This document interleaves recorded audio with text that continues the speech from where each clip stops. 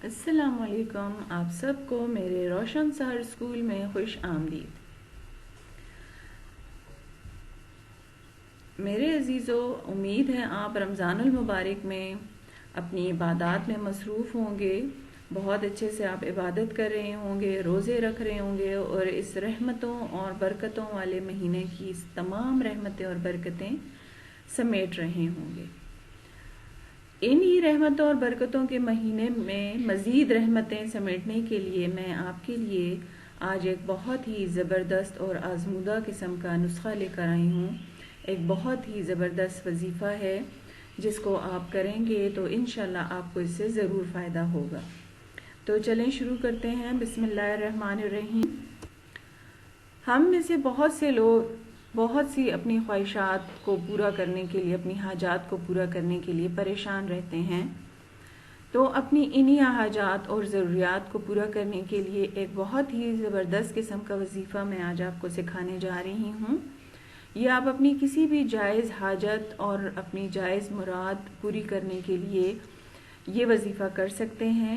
اس کے لیے آپ اللہ تعالیٰ سے گڑ گڑا کر دعائیں کریں، معافی مانگیں، استغفار پڑھیں، اور خاص طور پر ان بچیوں کے لیے یا بچوں کے لیے یا بہن بھائیوں کے لیے جن کی شادی کی عمر ہو چکی ہے اور کوئی مناسب رشتہ نہیں مل رہا، یا مناسب رشتہ ہونے کے باوجود بھی کہیں پہ بات طے نہیں ہو رہی، تو یہ بہت ہی زبردست قسم کا وظیفہ ہے۔ یہ وظیفہ شادی کے لیے بھی ہے اور اپنی کسی بھی آپ جائز ضرورت اور خواہش کو پورا کرنے کے لیے اللہ تعالیٰ سے اس وظیفے کو کر کے بہت اچھے دعائیں مانگیں، گڑ گڑائیں، اور اللہ تعالیٰ سے رو رو کر اپنے گناہوں کی معافی مانگیں اور اپنی ضرورت اللہ تعالیٰ کے سامنے پیش کریں۔ انشاءاللہ امید ہے کہ اگر آپ اخلاص سے یہ دعائیں کریں گے تو آپ کی دعا ضرور قبول ہوگی۔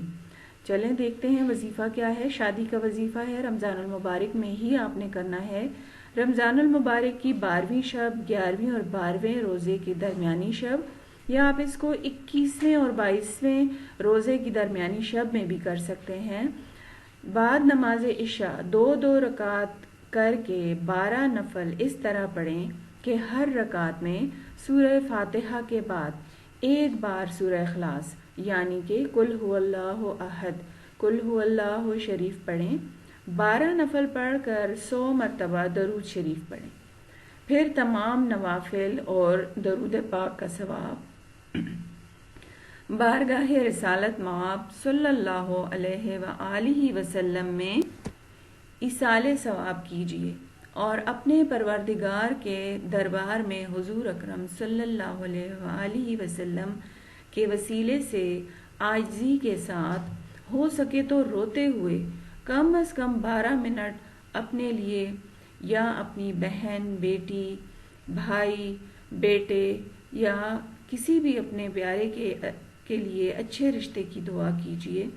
انشاءاللہ اگلے رمضان شریف تک یا اس سے پہلے ہی آپ کی مراد پوری ہو جائے گی انشاءاللہ تعالی۔ اسی طرح آپ اپنی جو باقی ضرورت ہے اس کے لیے بھی اسی طریقے سے دعا کریں تو انشاءاللہ اگلے رمضان شریف سے پہلے آپ کی تمام جائز حاجتیں اور مرادیں پوری ہوں گی۔